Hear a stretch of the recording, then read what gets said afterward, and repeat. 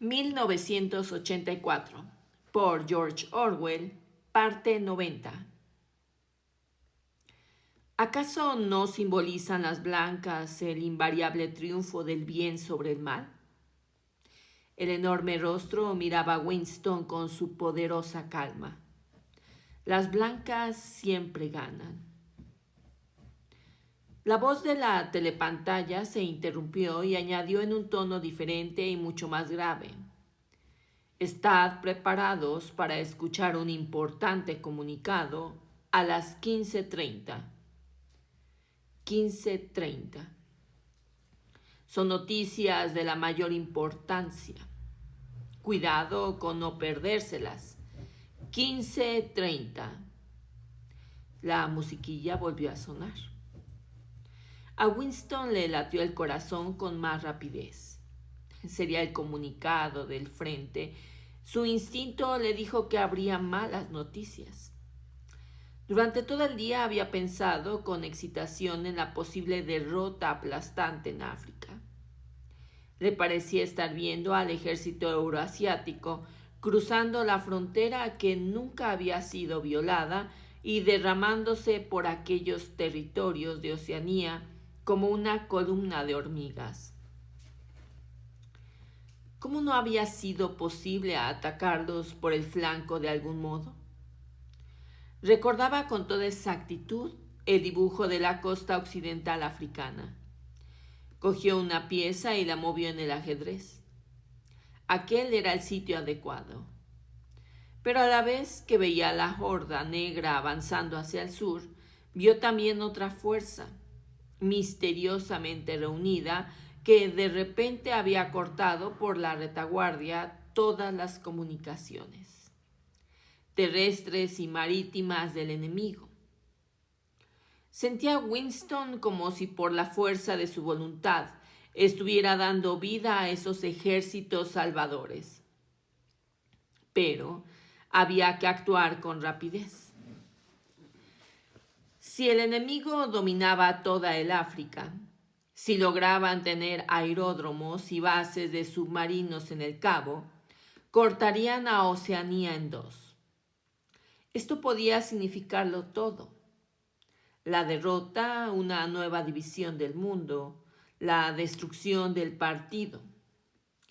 Winston respiró hondamente.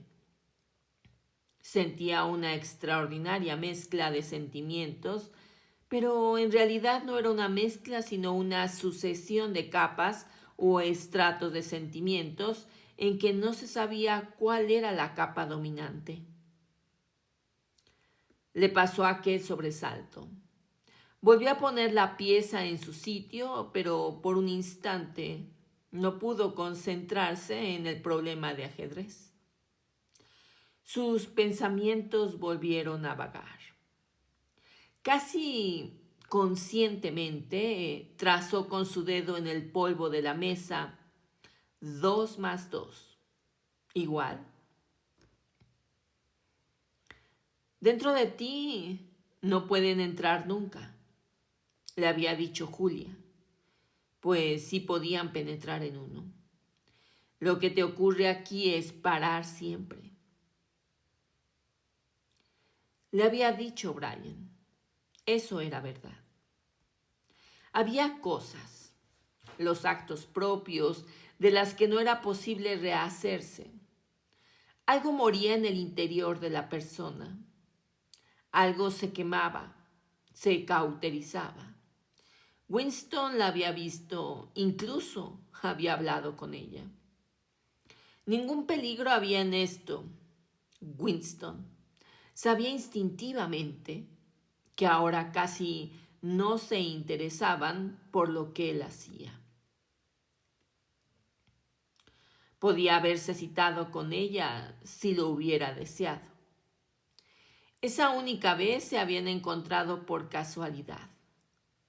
Fue en el parque, un día muy desagradable de marzo, en que la tierra parecía hierro y toda la hierba había muerto. Winston andaba rápidamente contra el viento con las manos heladas y los ojos acuosos, cuando la vio a menos de 10 metros de distancia. Enseguida le sorprendió que había cambiado de un modo indefinible. Se cruzaron sin hacerse la menor seña. Él se volvió y la siguió, pero sin un interés desmedido. Sabía que ya no había peligro, que nadie se interesaba por ellos. Julia no le hablaba. Siguió andando en dirección oblicua sobre el césped, como si tratara de librarse de él, y luego pareció resignarse a llevarlo a su lado. Por fin llegaron bajo unos arbustos pelados que no podían servir ni para esconderse ni para protegerse del viento. Allí se detuvieron. Hacía un frío molestísimo. El viento silbaba entre las ramas. Winston le rodeó la cintura con un brazo. No había telepantallas, pero debía de haber micrófonos ocultos. Además, podían verlos desde cualquier parte. No importaba. Nada importaba. Podrían haberse echado sobre el suelo y hacer eso si hubieran querido. Su carne se estremeció de horror tan solo el pensarlo. Ella no respondió cuando la agarró del brazo, ni siquiera intentó desasirse. Ya sabía Winston lo que había cambiado en ella. Tenía el rostro más demacrado y una larga cicatriz, oculta en parte por el cabello. Le cruzaba la frente y la sien, pero el verdadero cambio no radicaba en eso. Era que la cintura se le había ensanchado mucho y toda ella estaba rígida.